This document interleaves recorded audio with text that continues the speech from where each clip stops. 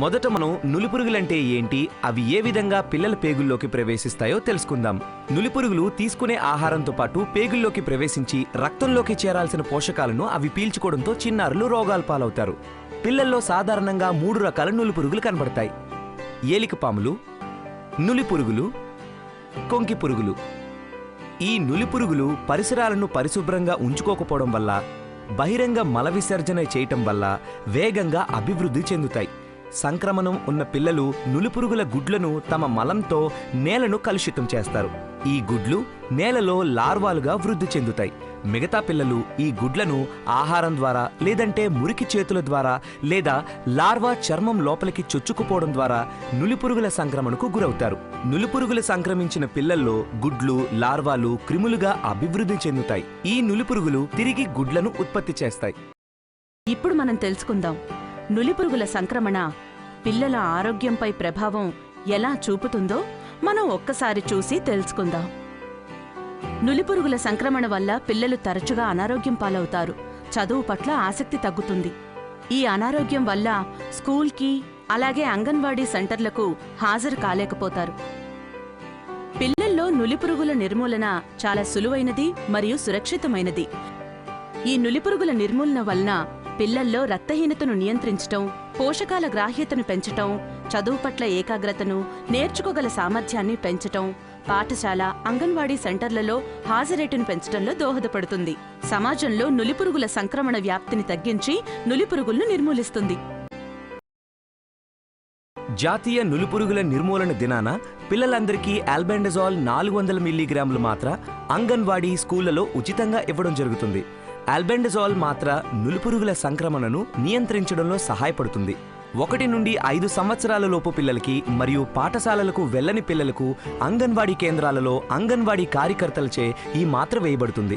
6 నుండి 19 సంవత్సరాల లోపు పిల్లలందరికీ సంబంధిత టీచర్ ద్వారా స్కూల్లో వేయడం జరుగుతుంది. అనారోగ్యం వలన లేదా గైర్హాజరీ వలన నులిపురుగుల నిర్మూలన దినం రోజున మాత్రలు వేసుకునే పిల్లలకు మాత్ర తిరిగి వేయు దినమున మాత్రలు వేయడం జరుగుతుంది. పిల్లల్లో నులిపురుగుల నిర్మూలన చాలా సులువైనది మరియు సురక్షితమైనది. ఈ నులిపురుగుల నిర్మూలన వలన పిల్లల్లో రక్తహీనతను నియంత్రించటం, పోషకాల గ్రాహ్యతను పెంచటం, చదువు పట్ల ఏకాగ్రతను, నేర్చుకోగల సామర్థ్యాన్ని పెంచటం, పాఠశాల, అంగన్వాడీ సెంటర్లలో హాజరేటును పెంచడంలో దోహదపడుతుంది. సమాజంలో నులిపురుగుల సంక్రమణ వ్యాప్తిని తగ్గించి నులిపురుగులను నిర్మూలిస్తుంది.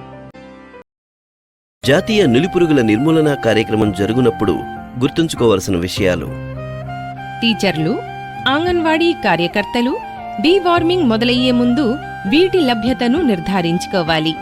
తగినన్ని మాత్రలు, శుభ్రమైన తాగునీరు, చెంచాలు, రిజిస్టర్, రిపోర్టింగ్ ఫామ్.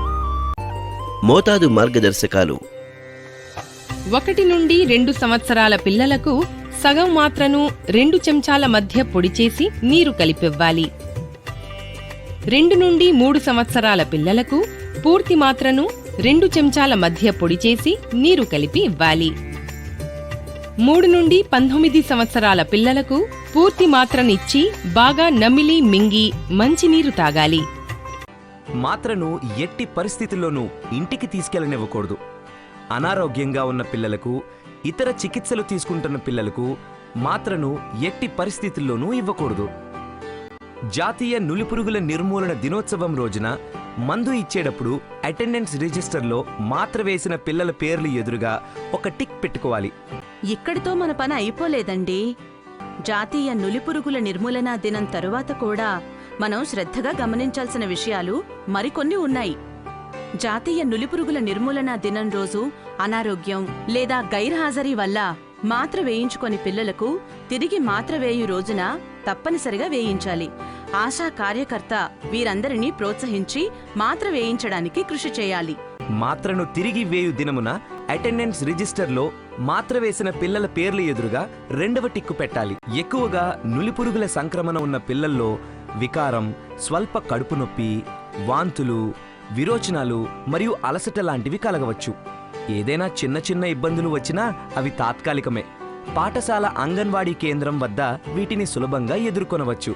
ఏదైనా ప్రతికూల ఘటన ఎదురైనప్పుడు కంగారు పడకుండా ప్రతికూల ఘటనకు పాటించాల్సిన విధానాన్ని ఆచరించండి.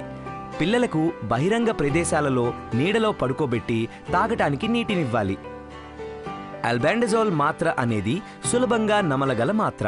ఒకవేళ పిల్లల గొంతుల్లో మాత్ర ఇరుక్కుపోతే పిల్లలను మీ ఒడిలో బోర్లా పడుకోబెట్టుకొని మాత్ర వెలుపలికి వచ్చేంత వరకు వీపుపై తట్టండి. ఒకవేళ పిల్లలు ఇంకా కోలుకోకపోతే సమీపంలో ఉన్న ఆరోగ్య కేంద్రాన్ని లేదా 108ని సంప్రదించండి. పాఠశాల లేదా కళాశాల రిపోర్టింగ్ ఫామ్లో డీవార్మింగ్ చేయబడిన మొత్తం పిల్లల సంఖ్యను నింపి ఎన్డీడీ జరిగిన వారం లోపల ఏఎన్ఎంకు ఇవ్వాలి.